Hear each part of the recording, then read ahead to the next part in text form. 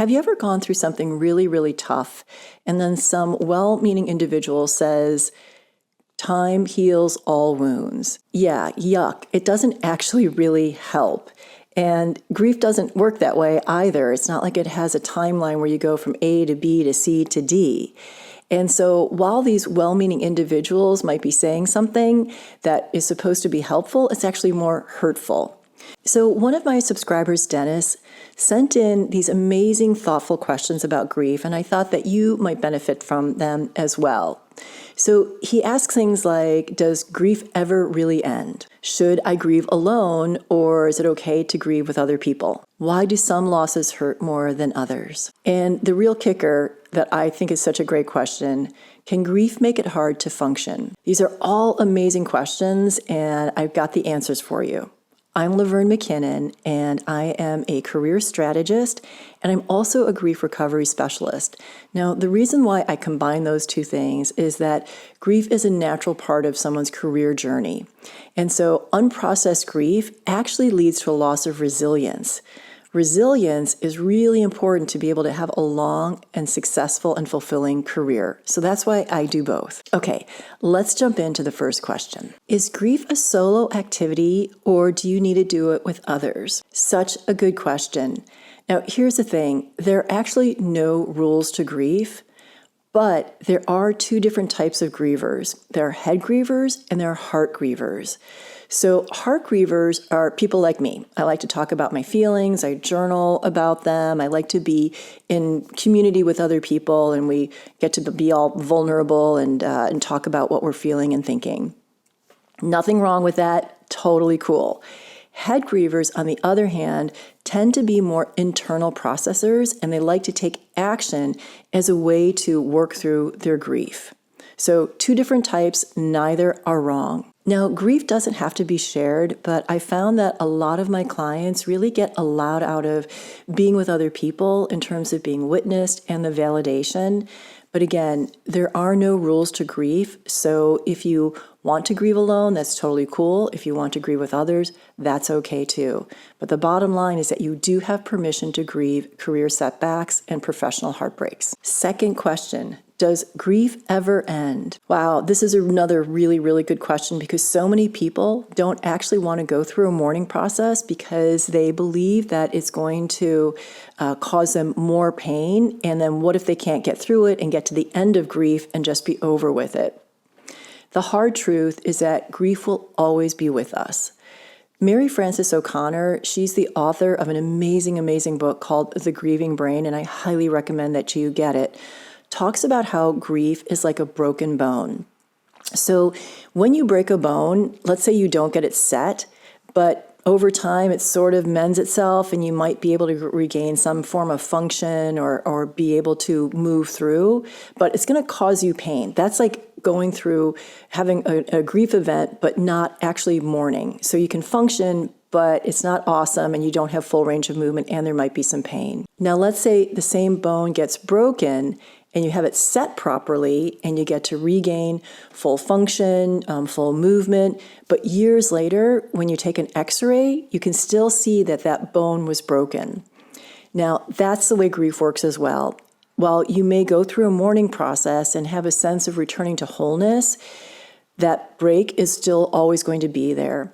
And let's say down the road it's raining or there's a tornado or there's a storm, and that break that you had that had healed, it suddenly like aches a little bit. That's a grief spike. And those are absolutely normal. And it doesn't mean that you were grieving or mourning wrong. It just means that you had a grief event that happened. Next question. Is grief the same for everyone, or is it totally unique? Grief absolutely is unique for everyone. Now, how someone grieves is informed by their family, by their community, by their culture, by their religion. Bereavement experts do agree, though, that while there are no rules to grief, there are tasks to grief. So I've created a framework that I call the Phoenix Framework to help people, not in a rigid way, but to have some scaffolding to help them walk through and understand what the tasks of grief are. But each of these tasks can be done uniquely and individually in a bespoke fashion. Let's take a look at the Phoenix Framework. The P stands for ponder the loss. So what this means is there's a grief event. You've lost your job, a project tanked, you've been forced into early retirement. So that's one layer of the loss. By pondering it further, we want to go underneath that initial loss and understand what's below that. So for example, you might lose a sense of belonging, your confidence, community, connection, identity, purpose.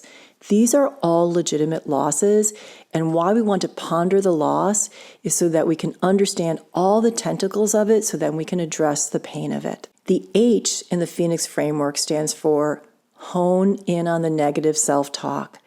So what typically happens after something occurs that doesn't feel good to us is that it creates an opening for what I call gremlin voices.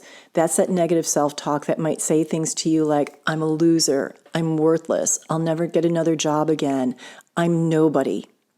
That's really horrible stuff to be hearing. And so we want to be able to hone in on that so that we can then course correct, because thought always leads to feeling. So if you've got these thoughts going through your head that are really stopping you and making you feel bad, you're never going to be able to take action in order to change your circumstances. The O in the Phoenix framework stands for objectively identify the facts.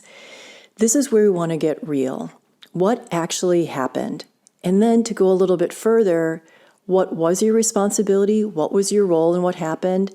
And then also equally identify what was out of your control. And so we don't want to lean into toxic positivity here. We want to be able to account for what was ours, but also let go of what wasn't. Data over drama. The E in the framework stands for engage in ritual. So when someone dies, we have a funeral or memorial service. The same goes for career grief. When there's a loss, we create a ritual to actually identify, it's like, what was the thing that's lost, and have words for it to create something that marks this event that happened, as opposed to ignoring it or feeling like what happened was invisible. It didn't. It had impact. It had impact on you.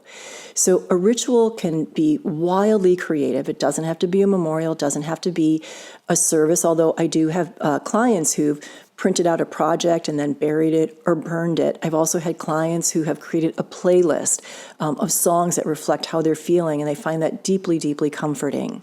So you can use your creativity to create any type of ritual that makes sense for you as a way to acknowledge what happened and the feelings that are associated with it. The N stands for nurture meaning. Humans are meaning-making machines, and this goes back to looking at the negative self-talk. So we get to create meaning. Meaning just doesn't come out of nowhere. We actually create it ourselves. And so we want to be able to nurture meaning about what happened. Maybe our values have changed. Maybe that there's new action that we want to take as a result of what happened, but you get to create the meaning. The I in the Phoenix framework stands for initiate action. And so this is taking one small step. We're not looking to change everything overnight. So this could be updating your resume, sending an email, making updates to your LinkedIn profile. It can even mean something as simple as taking a walk. A lot of my clients sometimes feel too overwhelmed to be able to dive into those types of bigger action steps that might lead to a new job opportunity. And so just taking one small step for self-care can be really helpful in terms of creating some momentum and getting the ball rolling. Now the X stands for experience possibility. That as you look at the loss, address the pain, create a ritual, create new meaning for yourself, and take action, you're going to start to open up for possibility. And that's honestly very, very possible. You're going to be able to start to see things that you have not seen before. Bottom line is that grief doesn't look the same for everyone, but if you take the tasks of grief, like the Phoenix framework, you can actually start to move through it so that you can return to a place of wholeness as opposed to feeling broken or less than. Final question is, can grief make you not able to function? Grief is a real and valid experience. And you can experience through grief cognition issues, memory loss. You can have other somatic experiences like not being able to sleep or sleeping too much. And these can all impact your ability to function on a day-to-day basis. That being said, grief is not a disorder. It's a normal reaction to an event. I hope that these questions and answers have been helpful to you. And I'm actually going to do something a little unusual here, where I'm going to share with you that I am offering a 5-part Zoom workshop called the Career Grief Compass to help people navigate through their career grief. Now, this is actually a free offering for my paid Substack subscribers. To become a paid Substack subscriber, for me, it's $5 a month or $50 a year.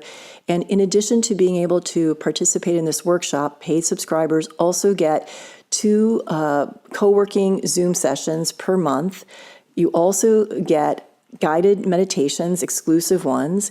You also get journal prompts after every single blog or podcast post that I have. You also get access to an amazing community of professionals who are also going through career transition. So this 5-part Zoom series is going to walk through this Phoenix framework so that you can begin to go through the process of grieving your career loss. It's going to be on Tuesday afternoons, 3:30 p.m. Pacific Standard Time, and it's going to start on April 29th, and it's going to be every other Tuesday. But if you become a paid subscriber on Substack, you'll be getting a lot of information about this and how to sign up. So I hope you consider it.